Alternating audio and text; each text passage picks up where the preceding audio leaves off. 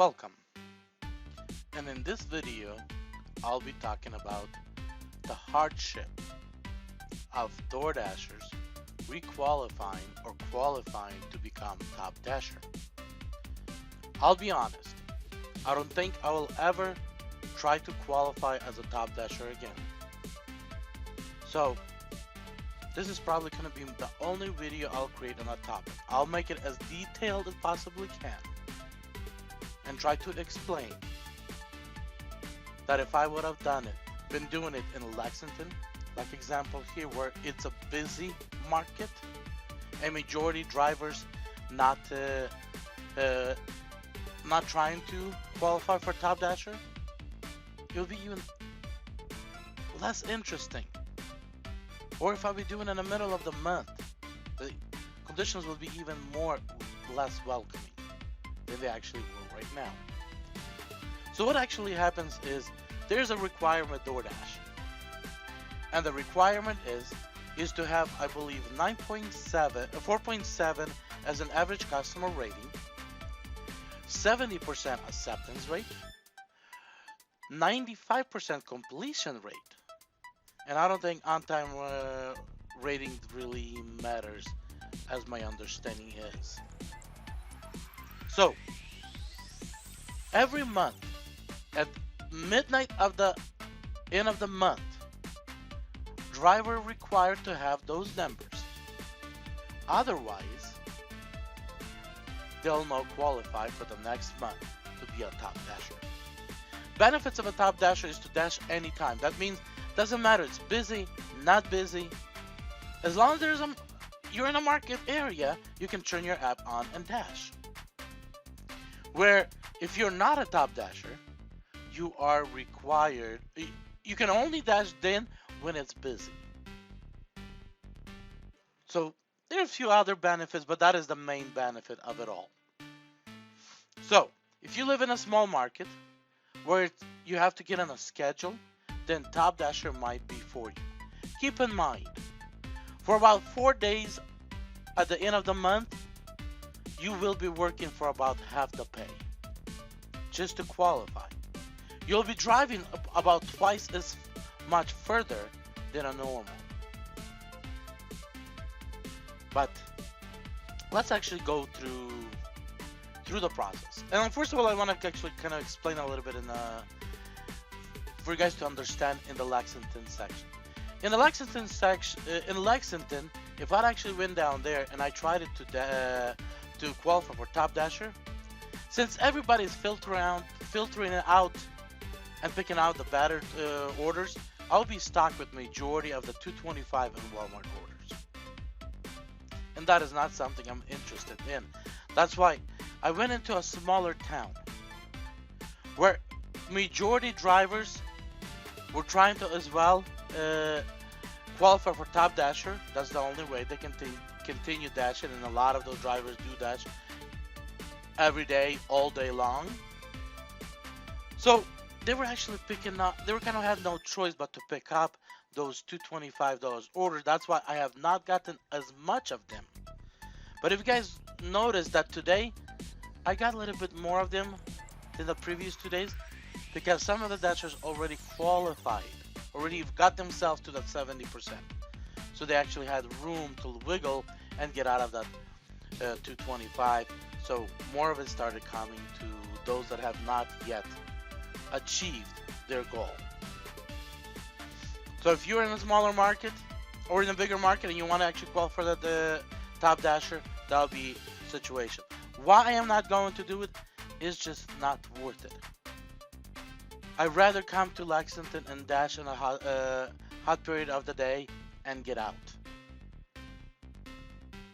or just not dash at all. Especially with a Walmart order that I received today. Let me find it. Monitor's in my way, so the camera. Wendy's. This one right here. 60 items, 9.2 miles for $375. I pick it up, I get to a customer, and his house is fenced. Houses on about a 3-acre property, quite a distance away. Um, he does some, I don't know, he does something in his yard, so pretty much the lawn is gone. And it's an old mobile home, so I'm not sure, is he preparing to build something or something? The driveway is gone. And what he did, he parked his pickup truck right at the entrance to his property. And he left about 1.5 foot space between his bumper and the post, so you can only walk through. So I had to carry those 60 items from the car to his porch. I have not been happy with that.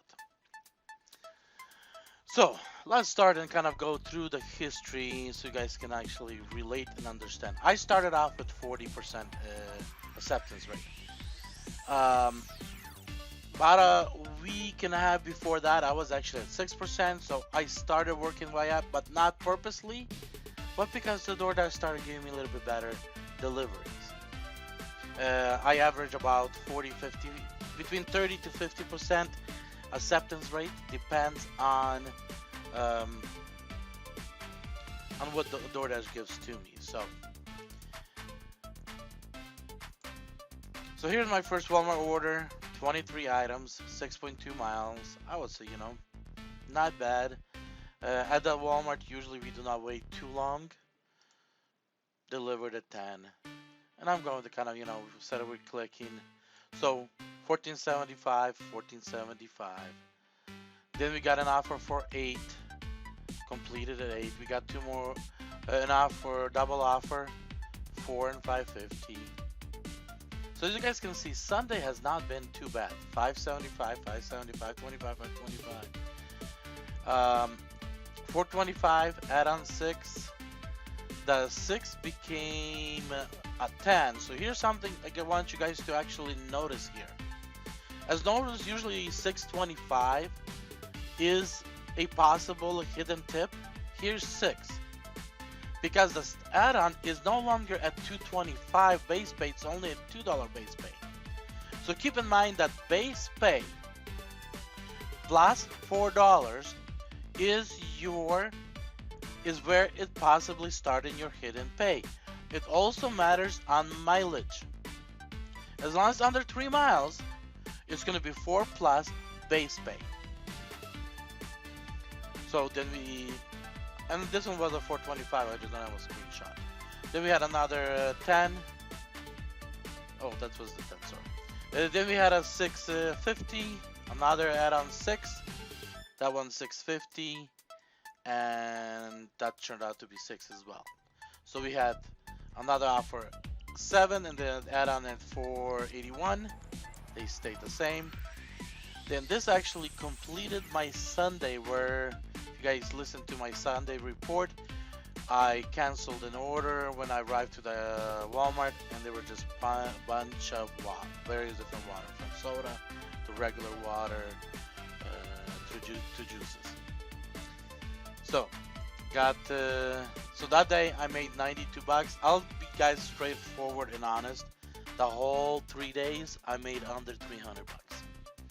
So Crackle Barrel, I have not added up the time, but I did put in quite a bit of time as well. And this is actually the Crackle Barrel that I recorded a video. You guys want to go back and listen to that video, very of interest. So 2 miles, $4, add-on $4.50, everything stayed the same. So we had a Fazoli's at $7.25, paid at the same. Then we had Burger King, $3.25, Guadalajara.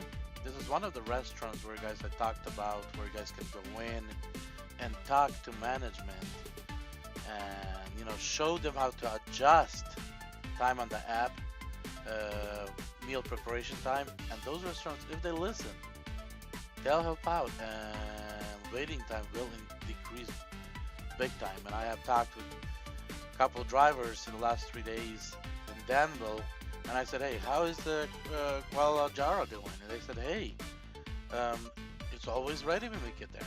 That's the difference between waiting up to 40 minutes and having it ready. All it takes is sometimes just that conversation. So McDonald's paid the same, $4.25. McDonald's again, $6.25. And this least famous chicken paid an extra 50 cents tip on that one. So amazing part is they started hiding tip. Oh, that's right. Under 3 miles. Perfect. So I was actually thinking of something else. So again, $6.25 under 3 miles. We have a hidden tip. No paid the same. Under 3 miles, $6.25 hidden tip.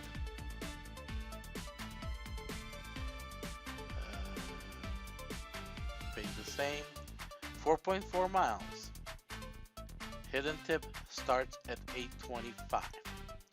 So again, we need to keep that in mind. So that at 4.4 miles, they'll start hiding tip at 8.25, or we would say actually at this point at $6 plus base pay at 4.4. So whichever way you guys want to interpret that, it's up to you. Then we had a Subway at $13.15, 14.9 miles. And I have actually a story on the Subway. As you know, in some areas, especially in Danville, a lot of restaurants will not attach a receipt with customer name to the food. So you kind of take it on the trust of, that it's the right food for the customer. So I came into Subway and I'm like, I'm here for Doordash for so-and-so name. And he's like, I'm just finishing up right here. Give me another 3-4 more minutes. So I sit down, kind of a little tired. He finished off and he's like, it's ready. I picked it up. I left. I did not verify the name. I messed up. Very simple words, messed up. I arrived at the customer with a process, knocked on the door, left, photographed it and left it by the door.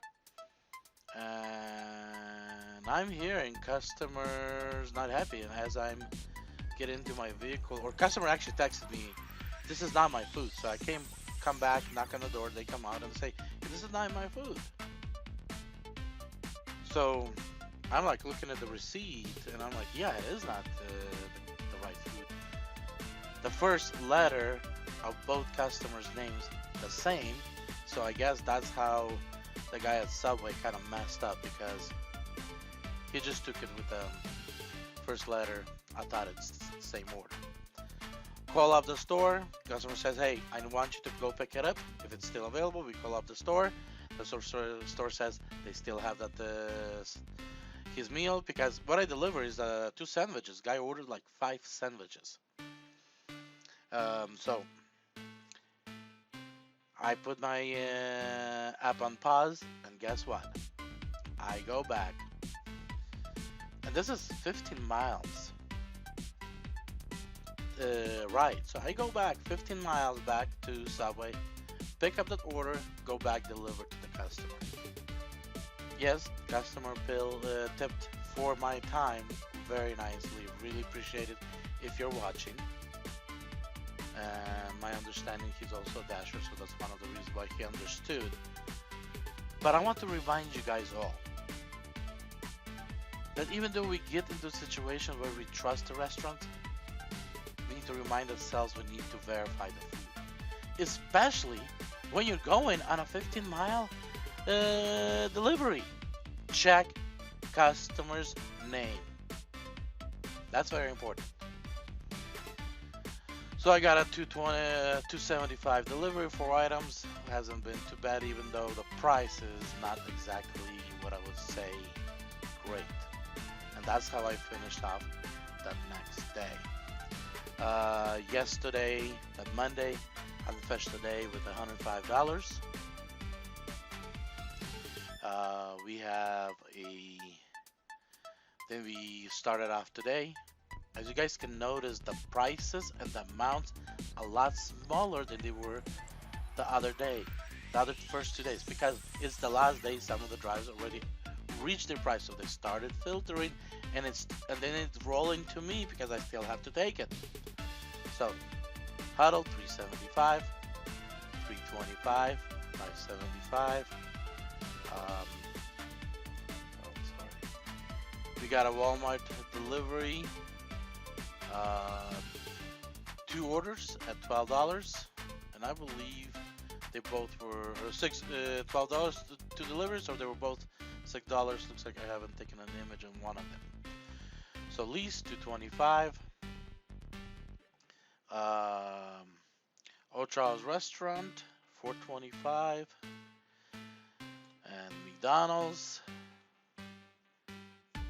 Took this McDonald's at 425, came back at 425. Then I took this coupon run. They added another $6, and this first 625. I'm sorry, this add-on turned to be $8.50. So again, we see a $6. Instead of remember 625, now we see a $6, and it turned to $8.50. So what I want to actually say. If it's under 3 miles, keep in mind, it's $4 plus base fee is where the hidden tip starts. Then we had the 625, which turned into 725.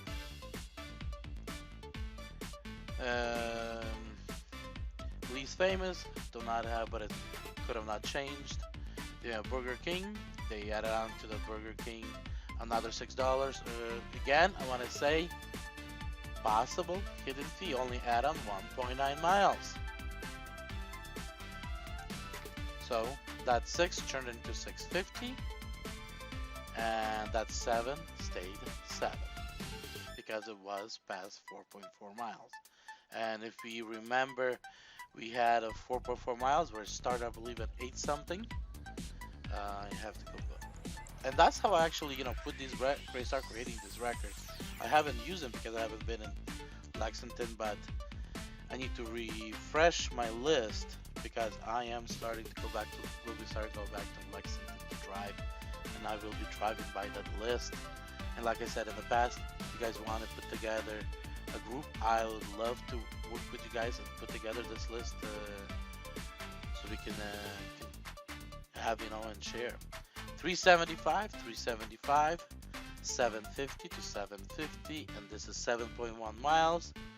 Then for 75, they added on a 925, 10 miles. That means nothing's going to change because at this point, at 10 miles, we should be around $22, $23 before they actually start hiding tip. Then we completed those 2 deliveries, and I got myself to 70%, completion rate 97, my average customer rating 4.97. That means that there's something else dropped off. It used to be 4.96. And of course tomorrow the total lifetime deliveries will change to about 770 or so. So for the 3 days total, I earned $292. I driven for the 3 days 460 miles. You guys can do the math, that it's crazy not worth it. I driven at least 30 plus hours. This is actually coming out to less than $10 an hour before any expenses. And I made 47 deliveries to get that 30% increase. Quite a bit of work. And you guys, if you guys do understand, those of you guys that are new, and when you guys start driving and doing your deliveries, and you start looking at this video, you will understand that it is not profitable Here's a little trick that I'll tell you guys what I usually do. I usually start about 5-6 days before the end of the month. Start working on my Top Dasher. Then when I reach my numbers, then I switch to my other phone and then deliver on my other phone until we reach the first, and then Doordash approves. So what's going to happen next is sometime tomorrow during the day, the latest after tomorrow on the 2nd of December, Doordash will approve me and I'll get a notification email stating I am a Top Dasher for the month of December. And only then I'll actually start dashing and start again dropping my acceptance rate while I pick and choose those orders. Takes a couple days usually for you to readjust the algorithm on the DoorDash side, so they start sending you something that might worth be taking. Compared to right now, they'll start sending me the most worstest deliveries because I took them all. They'll also gonna start sending me long distance. I call them long distance. It's actually long mileage deliveries because I took them all. So I rechanged my status with DoorDash. So now I'm the all taker and taker of everything that others do not want. So those things will start changing in the next couple days before I get back to normal. What else I can say? If you're in a market where you can get away from being a Top Dasher and you're not predicting anything, who knows what, suspecting within the next month or so, it's just not worth it. I decided to do it because I'm not sure what to suspect in the month of December, but I regret that I even did it. But at the same time, we right now have a video where you guys can actually see, is it worth it? Blessings to all, and see you guys in the next video.